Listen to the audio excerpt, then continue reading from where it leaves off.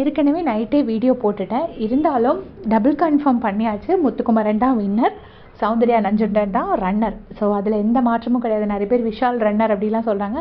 விஷால்லாம் runner கிடையாது. Muthukumaran winner, Soundarya வந்து runner. 3rd 4th 5th place எனக்கு கரெக்டாக தெரியலை.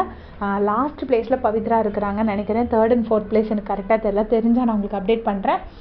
அது ஏன்னா அது நான் நேற்றுக்கே சொல்லியிருந்தாலே ஓட்ஸ் வந்து மாறிட்டே இருக்குது அப்படின்னு. ஸோ நம்ம எல்லோரும் இவ்வளோ நாள் ஆசைப்பட்ட விஷயம் கடைசியாக நடந்துருச்சு. முத்துக்குமரன் வின்னர். பட் அவருக்கு எவ்வளோ பணம் கிடைக்குது அப்படின்னு பார்த்தீங்கன்னா 50 லட்சத்தில் 9.5 லட்சம் போயிருக்கு. அதில் ஒரு 1/2 லட்சம் அவருக்கே தான் வந்திருக்கு. அது நம்ம பார்த்தோம். ஒரு 50,000 ரூபாய் அவரே தான் வின் பண்ணியிருக்காரு. ஸோ அது அவருக்கு தான் வரப்போகுது. ஸோ பேலன்ஸ் எவ்வளோ அப்படி பார்த்தீங்கன்னா 41 லட்சம் ரூபாய்.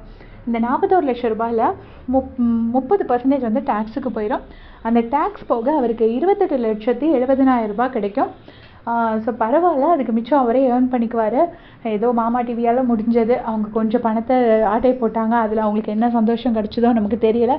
சரி பரவாயில்ல, நீங்கள் இவ்வளோ அழுது அடித்து ஒருத்தனுக்கு கிடைக்க வேண்டிய பணத்தை தூக்கி இன்னொருத்தவங்களுக்கு கொடுக்குறீங்க. அதுவும் வந்து அந்த நான் எப்போவுமே ஒரு விஷயம் நம்புவேன். அடுத்தவங்களோட பணத்தை நம்ம எடுக்கிறோன்னா அந்த பணத்துக்கு பின்னாடி அது ஒரு பாவக்கணக்கும் சேர்ந்தே தான் வரும். அது வெறும் பணமாக நமக்கு கிடைக்காது அடுத்தவங்களோட பணத்தை எடுக்கும்போது. ஸோ அந்த மாதிரி தான் வந்து இவங்க பிடுங்கி அடுத்தவங்கள்ட்ட கொடுக்குறாங்க. ஸோ அது அந்த கண்டஸ்டன்ஸோட தப்பு இல்லை, பிக் பாஸோட தப்பு. பட் வாட் எவர், அவரை ஏர்ன் பண்ணிக்குவார், பிரச்சனை இல்லை. ஸோ முத்துக்குமரன் வின்னர் ஆனதே பெரிய விஷயம். ஒரு ஓட்டப்பந்தயம்னு ஒன்று வச்சு முத்துவை எலிமினேட் பண்ணலான்னு எவ்வளோ பிளான் பண்ணாங்க. பட் அன்ஃபார்ச்சுனேட்லி ஜாக்லின் அதில் மாட்டிக்கிட்டாங்க.